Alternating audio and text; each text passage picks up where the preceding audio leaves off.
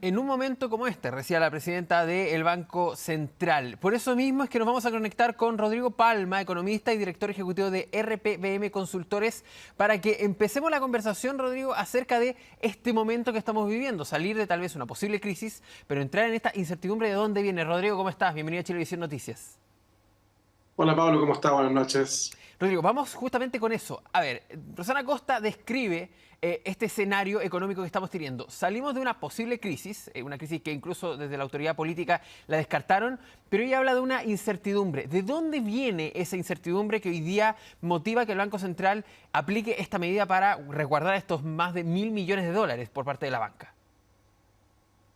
Bueno, la verdad es que la medida que toma el Banco Central se debe fundamentalmente a elementos internacionales, donde efectivamente nosotros observamos en la economía internacional ciertos vaivenes.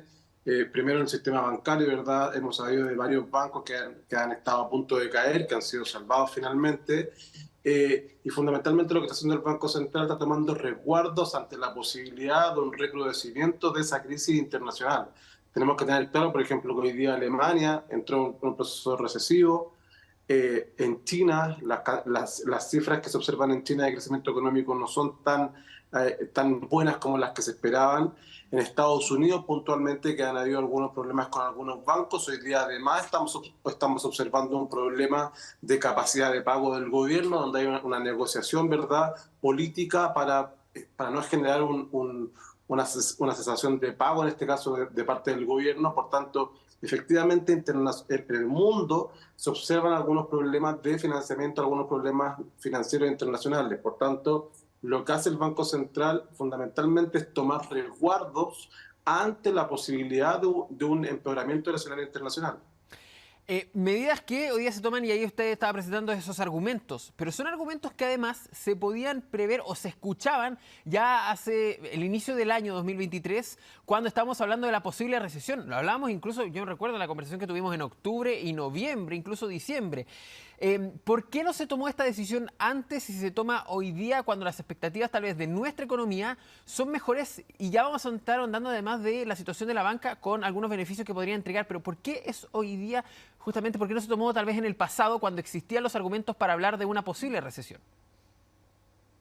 Porque estamos hablando de elementos internacionales fundamentalmente, y hoy día en el mundo se observan mayores probabilidades de una crisis internacional que podría arrastrar a algunos bancos, y no así hacia finales del año anterior, donde los problemas venían fundamentalmente desde la fuente interna, digamos, donde nosotros observábamos que podía haber una recesión en Chile, y hoy día eso ha disminuido su probabilidad. No obstante, en el mundo estamos observando ciertas presiones en el sistema financiero que podrían generar un problema en el sistema financiero nacional. Es por eso que el Banco Central lo que hace es tomar los resguardos. Estos son solo resguardos, no está planteando el Banco Central que viene una crisis internacional. Sí, lo que está planteando es que han aumentado las probabilidades, y por tanto lo que tenemos que hacer en Chile es tomar los resguardos suficientes, y en este caso no afectarían de manera importante, en este caso, al sistema bancario nacional. Ahora, se entiende justamente esas decisiones, pero viene después la pregunta si finalmente los bancos van a poder seguir prestando plata, que son los créditos, que es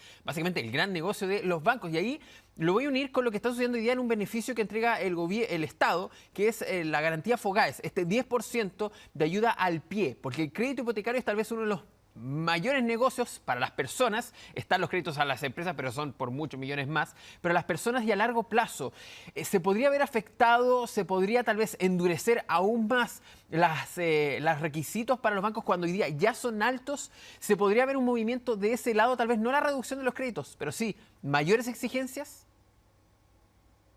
Podría ser, en este caso, lo que plantea el Banco Central, lo que está haciendo es un requerimiento de capital a los distintos bancos, ¿no? Entonces, por tanto, los bancos tienen dos vías para poder hacerlo. Una es capitalizando, y para eso tienen dos formas de hacerlo nuevamente. Una es pidiendo a los dueños que le aporten una mayor cantidad de dinero, o reteniendo utilidades, que vendría a ser algo equivalente. La otra posibilidad es efectivamente endurecer las posibilidades de crédito, es decir, disminuir finalmente las operaciones crediticias. Pero la verdad es que en Chile los bancos tienen una holgura importante. En general, los bancos en Chile no están en el piso de las provisiones, normalmente están tienen un margen. De hecho, tanto así que hay algunas estimaciones que dicen que los bancos hoy día tienen las condiciones, incluso más de las condiciones que está pidiendo el Banco Central ahora. Por tanto, no habría que necesariamente hacer un ajuste, porque ya están con esas posiciones internamente. Entonces, la verdad es que no significaría un problema mayor para la banca en este caso.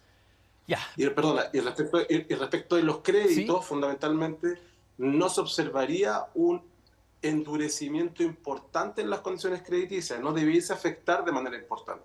Ya, porque claro, hoy día estamos hablando de un beneficio que es para dinamizar además un rubro, que es el tema de las viviendas, del rubro de las construcciones, que ha estado muy ahí en movimientos, la verdad es que son de los que más genera empleo además, sobre todo eso, y generan también dinamismo en nuestra economía. Por eso es también importante seguir con ese dinamismo y por eso se entregaba esa garantía que vamos a ver cómo se ve afectada. Ahora, usted hablaba de lo que ha sucedido con ciertos bancos. Estamos en el escenario de Estados Unidos, donde dos bancos, si no me equivoco, tuvieron que entrar en una cesación de pagos, no pudieron seguir pagando, no podían seguir con justamente cumpliendo sus deberes, y también el banco, un banco suizo.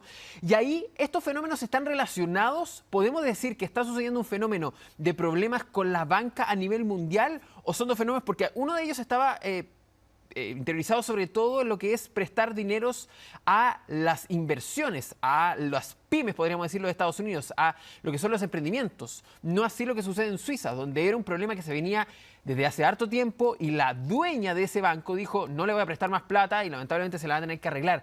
¿Se puede hablar de fenómenos relacionados o se dio que justamente se dieron estas quiebras? La verdad es que son dos situaciones muy distintas. En este caso, el primer banco, el Silicon Valley Bank, tiene que ver fundamentalmente con una cola que venía de acciones desde la época de COVID, digamos, porque era un banco que atendía fundamentalmente a empresas tecnológicas. Las empresas tecnológicas en algún momento tuvieron un gran boom, por tanto tenían mucho dinero, ¿verdad? ¿Y qué es lo que hizo este banco para asegurar ese dinero? Lo puso en bonos del Estado, que supuestamente son aquellos instrumentos que son muy seguros. Entonces, en algún momento determinado, las empresas, en este caso las tecnológicas, quisieron utilizar su dinero, por tanto van al banco y piden ese dinero y el banco lo tenía en instrumentos a largo plazo. Entonces era solo un problema de liquidez, no era un problema de instrumentos, como por ejemplo sí pasó con el Banco Suizo, y efectivamente lo que nos recuerda, por ejemplo, la crisis del 2008, donde había un problema de instrumentos. Los instrumentos eran instrumentos malos.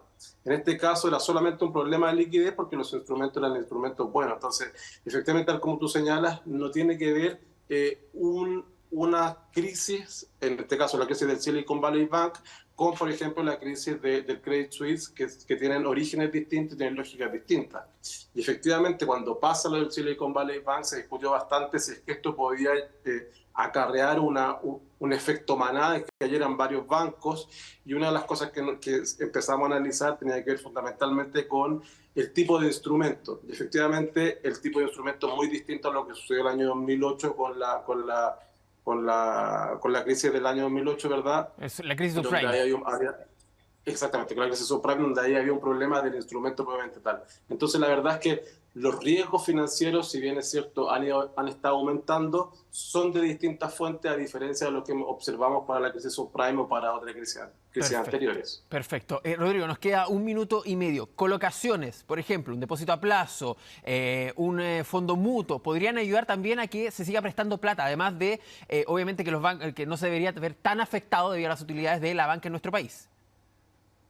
Sí, efectivamente. Eso, como te digo, finalmente lo que está pidiendo el Banco Central es que los bancos tienen que resguardarse de sus operaciones. Es decir, mientras más operaciones de crédito entreguen, ellos van a tener que tener una mayor cantidad de reserva. Ya. Por lo tanto, y como hemos conversado, los bancos tienen esa holgura para poder hacerlo, incluso con su utilidad. Por tanto, la verdad es que yo no observo que se van a producir un endurecimiento o problemas realmente para desarrollar operaciones de crédito.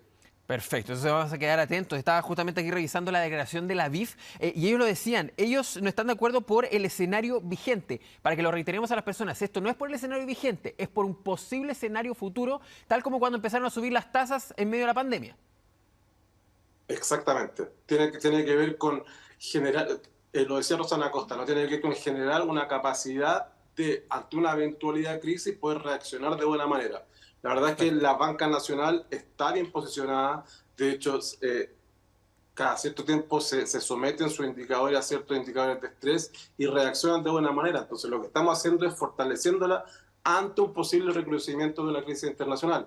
Pero la verdad es que si no pasa la crisis internacional, no va a pasar absolutamente nada. Y si es que pasara, tenemos muchas más herramientas para poder sobrellevarla de mejor manera. Exactamente. Y si no pasa, además hay más dinero disponible para poder prestar y ahí tal vez bajen incluso las exigencias. Rodrigo Palma, economista y director también ejecutivo de RPBM Consultores. Gracias por estar con nosotros aquí en Chilevisión Noticias y ayudarnos a entender también estos fenómenos.